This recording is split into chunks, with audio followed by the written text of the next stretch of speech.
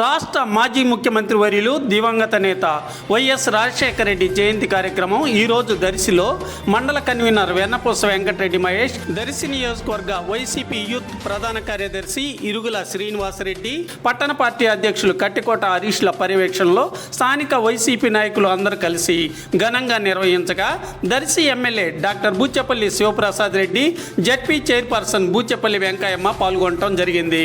గడియార స్తంభం సెంటర్లో వైఎస్ఆర్ విగ్రహానికి బూచెపల్లి పూలమాలలు వేసి నివాళులర్పించారు. కేక్ కట్ చేసి స్వీట్లు పంచారు. అలాగే గంగవరం రోడ్లోని రెడ్డి కాంప్లెక్స్ సమీపంలోని వైఎస్ఆర్ విగ్రహానికి బూచెపల్లి పూలమాలలు వేసి నివాళులర్పించారు. కేక్ కట్ చేసి స్వీట్లు పంచారు.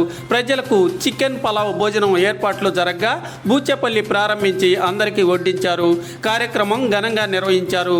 బూచెపల్లి దివంగత నేతను గురించి ప్రసంగించారు. స్థానిక నాయకులు, అభిమానులు, కార్యకర్తలు పాల్గొన్నారు.